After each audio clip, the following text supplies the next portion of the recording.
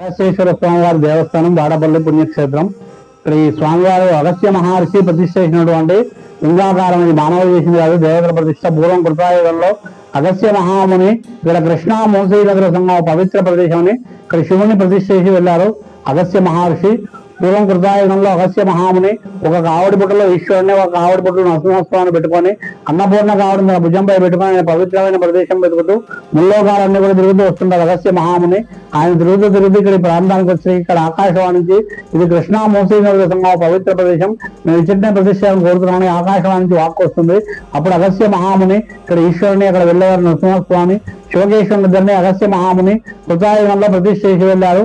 ఆయన ప్రతిష్ఠ చేసిన తర్వాత ఒకసారి ఒక బోయవాడు అంటే ఒక వేటగాడు ఒక పక్షిని వేటాడుకుంటా వస్తాడు. వేటగాడు ఒక పక్షిని వేటాడుకుంటా వస్తే ఆ పక్షి వారి దాడికి తట్టుకోలేక ఆ పక్షి వచ్చి ఆ శివలింగం చాటున శివుని శరణ వచ్చిన పక్షి వచ్చి అప్పుడు ఆ బోయవాడు వచ్చి ఆ పక్షిని చంపబోతాడు. అప్పుడు ఆ బోయవానికి శంకరుడు శివుడు ప్రత్యక్షమై నీకేం కావాలన్నా కోరుకోమని అడుగుతాడు. అప్పుడు ఆ బోయవాడు స్వామి నాకు ఆహారం కావాలంటే అట్లయితే ఆ పక్షి నా శరణ వచ్చిందని ఇవ్వను, ఆ పక్షి అయితే ఎంత ఎత్తుందో దాని ఎత్తున ఆ తలమాంసం ఇస్తాను తీసుకోమంటాడు ఈశ్వరుడు. అప్పుడు ఆ బోయవాడు కూడా పెద్ద తపస్సంపన్నుడు అనమాట ఆ యొక్క భక్తుడు. అట్లా 10 వేళ్లు పెట్టి ఈశ్వరుడి యొక్క మెదడు తీసుకుంటాడు బోయవాడు. ఎప్పుడైతే బోయవాడు మెదడు తీసుకుంటాడో 10 వేళ్లు పెట్టి ఈశ్వరుడి ఆ 10 వేలు అట్లా గుర్తులు పడిపోయామాట. ఈ 10 వేళ్లు గుర్తులు మాంసం తీసుకుంటాడా బోయవాడు. ఎప్పుడైతే ఆ బోయవాడు ఆ మాంసం లాక్కుంటాడో 10 వేళ్లు పెట్టి ఈశ్వరుడి ఆ 10 వేలు అట్లా గుర్తులు పడిపోయి అప్పటి నుంచి తరువు వచ్చేసింది.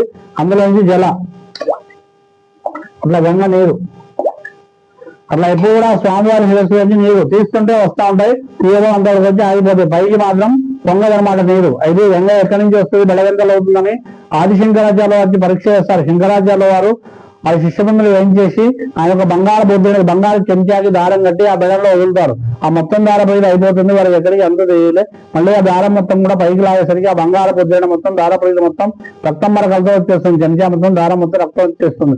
అప్పుడు ఆయన దివ్యేష్ట చూసుకొని స్వామి భగవంతుని పరీక్ష చేయకూడదు, భగవంతుని పరీక్ష చేయడానికి ఎంతవాడిని ఆయన దాని దగ్గర శాంతిలో పూజ చేసి వెళ్ళిపోయారు. అదంతా కూడా స్వామివారి విశేషం అనమాట. అది 10 వేళ్లు గుర్తులు మాంసం తీసుకుంటగా బోయేవాడు. అప్పటి నుంచి తరుగు వచ్చేసి అందులోంచి నీరు ఎప్పుడు కూడా స్వామి శిరస్సు నీరు తీస్తుంటే వస్తూ ఉంటుంది. తీయడం అంతవరకు వచ్చి ఆగిపోతాయి, పైకి మాత్రం పొంగదు నీరు. ఆ స్వామి శిరస్సులో నీళ్ళే అందరికీ తీర్థం పొడేసి తీర్థంగా ఇస్తారు. అదే ఇక్కడ స్వామివారి యొక్క మహిమ.